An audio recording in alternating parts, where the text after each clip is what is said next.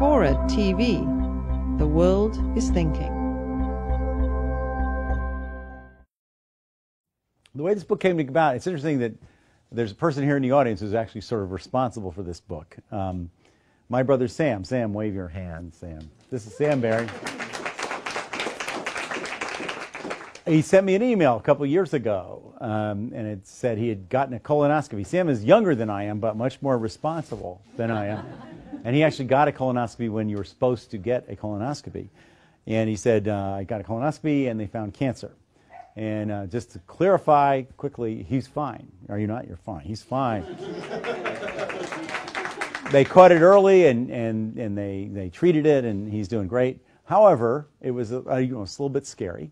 And he said in the email, the doctor said I should make sure that my siblings had all been screened, and I think he said, I'm sure you've been screened because I'm older than Sam, more, like theoretically.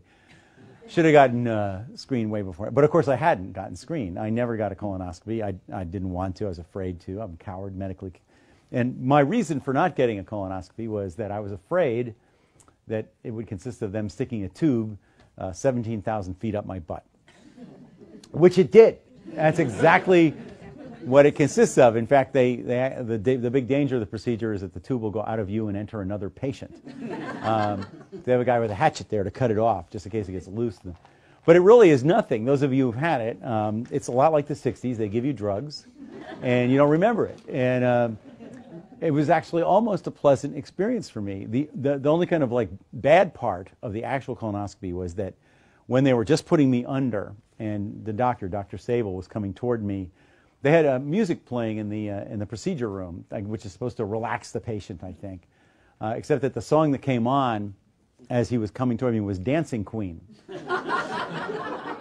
which really isn't what you want to hear. And anyway, so you want to request the non-ABBA version of.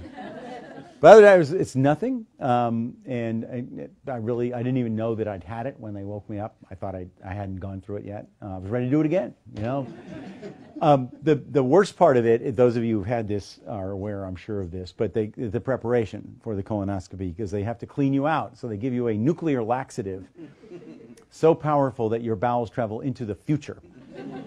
And you expel food you have not even eaten yet. Have you ever seen a space shuttle launch? I don't want to get too explicit here, but sort of the visual.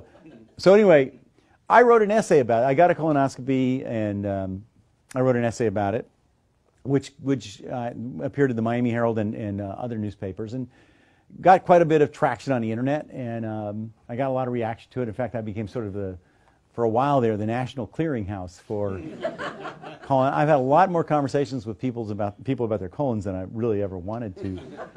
To this day, when I get on a plane, some guy like 18 rows away will go, "Dave, I got a colonoscopy," and which is fine. I'm happy for him, but I really don't know that everyone else needs to hear that. I wrote that essay, and it felt good to write an essay. I haven't written a humor column for about 5 years. I write occasionally for the Miami Herald, but it was like a longer piece, and I could really kind of stretch out in it. I enjoyed it, and so I thought I would write a book of essays.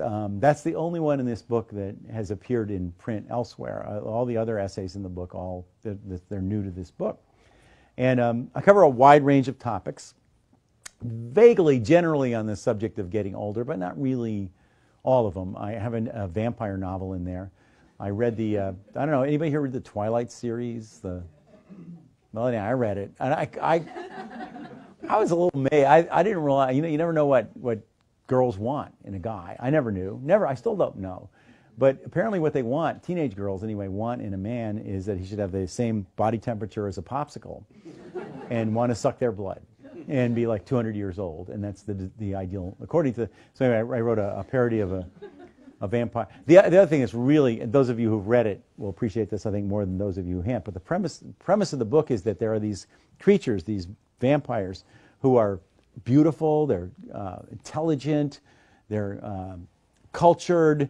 They've been around for hundreds of years. They can do anything they want, and what they have chosen to do is become high school students.